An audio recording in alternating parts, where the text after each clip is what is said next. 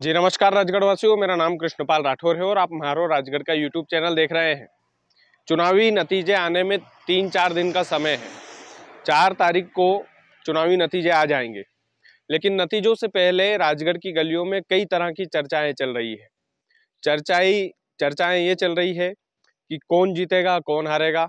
चर्चा ये चल रही है कि दिग्विजय सिंह जीतेंगे तो कितने मतों से जीतेंगे, हारेंगे तो कितने मतों से हारेंगे।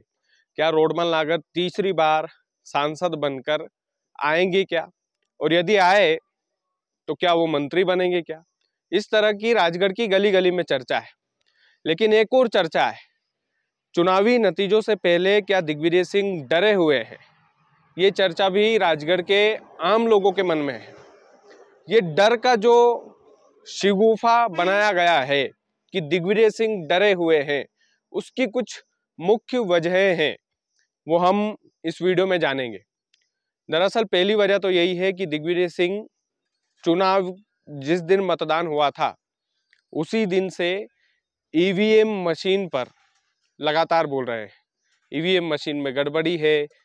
चाचौड़ा को लेकर उन्होंने चुनाव वाले दिन ही बोला कि वहां पर 11 लोगों ने वोट डाले लेकिन मशीन ज्यादा बता रही है। ये पहला उनका बयान था। दूसरा, दिग्विजय सिंह लगातार स्ट्रांग रूम को लेकर के लगातार स्ट्रांग रूम में, ईवीएम के स्ट्रांग रूम में दौरा कर रहे हैं, और ये बार बार स्ट्रांग रूम का दौरा करना, वहाँ की सुरक्षा व्यवस्था का जायजा लेना, ये भी कहीं ना कहीं एक डर का संकेत है लोगों के अनुसार कि दिग्विजय सिंह डर रहे हैं। इस वजह से तो वो बार बार ईवीएम मशीन का जो है वो दौरा कर रहे हैं, स्ट्रांग रूम का दौरा कर रहे हैं, माफ कीजिएगा। लेकिन प्रत्याशी का अधिकार होता है ईवीएम मशीन के स्ट्रांग रूम का दौरा करना, वो उसका पूरा अधिकार होता है कि वो वहां पर कुछ गड़बड़ी तो नहीं है। अगर गड़बड़ी है तो उसकी शिकायत अपर कलेक्टर को या कलेक्टर को करना, अधिकारी को करना, जिम्मेदार अधिकारी को। ये एक प्रोसेस होता है, एक सामान्य प्रोसेस होता है। लेकिन दिग्विजय सिंह के अलावा और भी कई प्रत्याशी हैं जो ईवीएम स्ट्रांग रूम का दौरा करते हैं, लेकिन उन पर ये सवाल खड़े नहीं होते। क्यों? क्योंकि दिग्विजय सिंह बड़े चेहरे हैं, जब भी कहीं पर जाएंगे तो हेडलाइन अखबारों की लेकर जाएंगे, ये एकदम बनी सी बात है।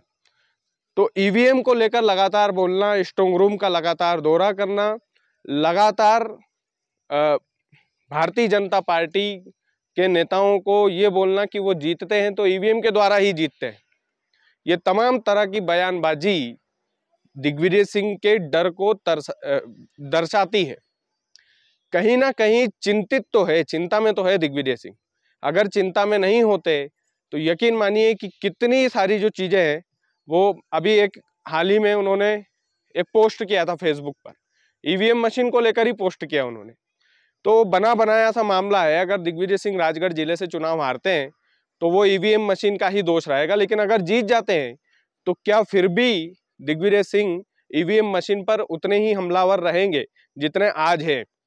तो ये ईवीएम मशीन को लेकर जो उनकी टीका टिप्पणियां हैं, जो उनके दौरे हैं, जिस तरह से वो कैमरे के सामने, मीडिया के सामने लगातार आरोप लगाते हैं मशीनों पर, ये कहीं ना कहीं एक डर का संकेत जनता के मन में यही है कि दिग्विजय सिंह में कॉन्फिडेंस ही नहीं है जीत का। उनमें खुद में कॉन्फिडेंस नहीं है तो उनके कार्यकर्ताओं में कैसे आएगा। तो ये तमाम सारी चीजें, चुनाव वाले दिन आपको ध्यान होगा कि कितने सारे उन्होंने जो है वो पचौर में भी गए उनके कार्यकर्ताओं को छुड़ाने के लिए, बहुत सारे टीका टिप्पणी वो लगातार जो है करते रहते हैं। तो इन टीका टिप्पणियों से लेकर कहीं ना कहीं जनता के मन में सवाल उठता है। सवाल ये उठता है कि क्या कांग्रेस के लीडर, राजगढ़ के प्रत्याशी, पूर्व मुख्यमंत्री दिग्विजय सिंह के मन में डर है क्या हार का? लेकिन ये तो 4 तारीख को ही पता चलेगा। ईवीएम मशीन खुलने का इंतजार कीजिए। कल एग्जिट पोल है तो एग्जिट पोल भी आपको दिखाएंगे, मध्य प्रदेश का एग्जिट पोल भी दिखाएंगे, राजगढ़ जिले का एग्जिट पोल भी दिखाएंगे। तो चैनल पर वो एग्जिट पोल की जो विश्लेषण है वो आप मत भूलिए। इसमें बराबरी वाला मामला है क्योंकि राजगढ़ हॉट सीट है, लेकिन दिग्विजय सिंह का ये जो डर है इसका विश्लेषण भी उसमें करेंगे कि ये डर जायज है कि नाजायज है। क्या हेडलाइन या चर्चाओं में बने रहने के लिए दिग्विजय सिंह ऐसा दिखाते तो नहीं है, कैमरे के सामने एक्टिंग तो नहीं करते। तो ये तमाम सारी चीजें रहेंगी। लेकिन 3 और 4 दिन और बचे हैं राजगढ़ वालों। हमें सांसद मिलेगा और सांसद कौन बनेगा ये 4 तारीख को ही पता चलेगा। बहरहाल वीडियो को ज़्यादा से ज़्यादा शेयर कीजिएगा। चैनल यदि आपने सब्सक्राइब नहीं किया तो प्लीज़ कर लीजिएगा। बहुत बहुत धन्यवाद।